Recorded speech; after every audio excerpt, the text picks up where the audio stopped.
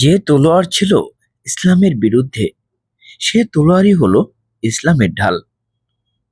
হ্যাঁ, খালিদ বিন ওয়ালিদ রাদিয়াল্লাহু আনহুর ইসলাম গ্রহণের হৃদয় বিতারক গল্প শুনবো ইনশাল্লাহ। প্রিয় দর্শক, আজ আমি আপনাদের এমন এক মানুষের গল্প শোনাতে যাচ্ছি যে তলোয়ারে মুসলমানরা কেঁপে উঠত, যার কৌশলে ইসলামের সেনা পরাজিত হয়েছিল। কিন্তু সেই মানুষটাই একদিন ইসলামের সবচেয়ে ভয়ঙ্কর শত্রু থেকে ইসলামের সবচেয়ে শক্তিশালী সেনাপতি হয়ে গেলেন। তিনি হলেন সাইফুল্লাহ খালিদ বিন ওয়ালিদ রাদিয়াল্লাহু আনহু। আজকের আলোচনা খালিদ বিন ওয়ালিদ রাদিয়াল্লাহু আনহু কিভাবে ইসলাম গ্রহণ করেছিলেন, কিভাবে আল্লাহ একজন কঠিন শত্রুর হৃদয় বদলে দিলেন।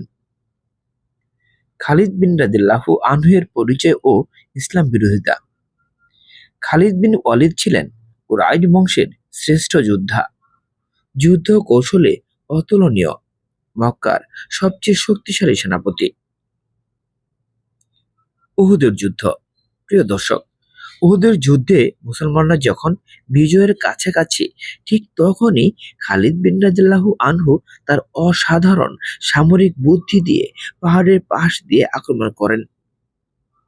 ফলাফল হচ্ছে মুসলমানদের বড় ক্ষতি, ৭০ জন শহীদ, রাসূল সাল্লাল্লাহু আলাইহি ওয়াসাল্লাম আহত।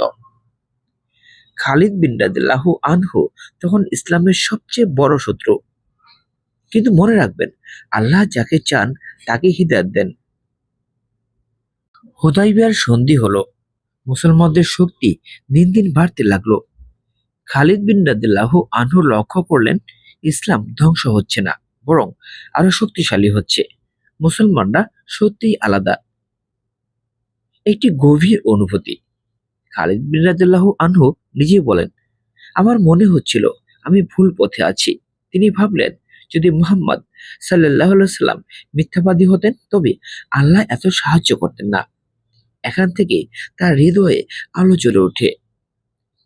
নবী সাল্লাল্লাহু আলাইহি সাল্লামের দোয়া। প্রিয় দর্শক, এখানে একটি হৃদয় কাঁপানো ঘটনা আছে। রাসূল সাল্লাল্লাহু আলাইহি সাল্লাম বলেছিলেন, খালিদ যদি আমাদের সাথে থাকতো তবে কতই না ভালো হতো। নবী সাল্লাল্লাহু আলাইহি সাল্লাম খালিদের জন্য দোয়া করেছিলেন। আর মনে রাখবেন, রাসূল সাল্লাল্লাহু আলাইহি সাল্লামের দোয়া কখনোই বিফল হয় না। ইসলাম গ্রহণের সিদ্ধান্ত। এক রাতে খালিদ বিন রাদিয়াল্লাহু আনহু সিদ্ধান্ত নিলেন, আর নয়, আমি সত্য খুঁজব। তিনি যোগাযোগ করেন আমর ইবনুল আস রাদিয়াল্লাহু আনহু, উসমান ইবন তালহা রাদিয়াল্লাহু আনহু। তিনজন একসাথে রওনা দিলেন মদিনার পথে। একবার ভেবে দেখুন, যে মানুষটি মুসলমানদের রক্ত ঝরিয়েছে, আর সে কাপা হৃদয়ে মদিনার দিকে যাচ্ছে। রাসূল সাল্লাল্লাহু আলাইহি সাল্লামের সামনে খালিদ রাদিয়াল্লাহু আনহু মদিনায় পৌঁছে রাসূল সাল্লাল্লাহু আলাইহি সাল্লামের সামনে দাঁড়ালেন। তিনি বললেন, হে আল্লাহ রাসূল, আমি সাক্ষ্য দিচ্ছি আল্লাহ ছাড়া কোনো ইলাহ নেই এবং আপনি আল্লাহর রাসূল। রাসূল সাল্লাল্লাহু আলাইহি সাল্লাম হাসলেন, তার চোখে পানি চলে এলো।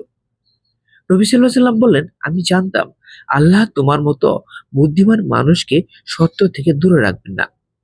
খালিদ বিন রাদিয়াল্লাহু আনহু কান্নায় ভেঙে পড়লেন এবং বললেন, হে আল্লাহ রাসূল, আমার আগের সব পাপের কি হবে?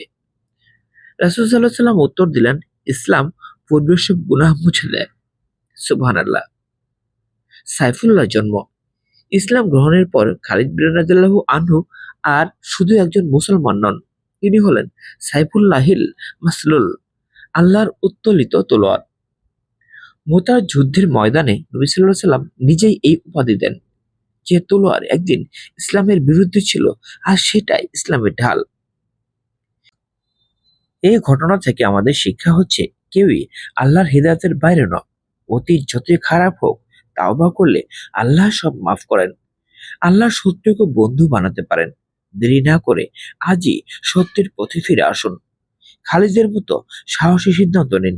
আজই বলুন, হে আল্লাহ, আমাকে হিদায়াত দিন। আমরা এভাবে দোয়া করতে পারি, হে আল্লাহ, যিনি খালিদ বিন ওয়ালিদের হৃদয় বদলে দিয়েছেন, আমাদের হৃদয় বদলে দিন। আমাদের ভুল থেকে ফিরিয়ে নিন, ইসলামের জন্য কবুল করে নিন।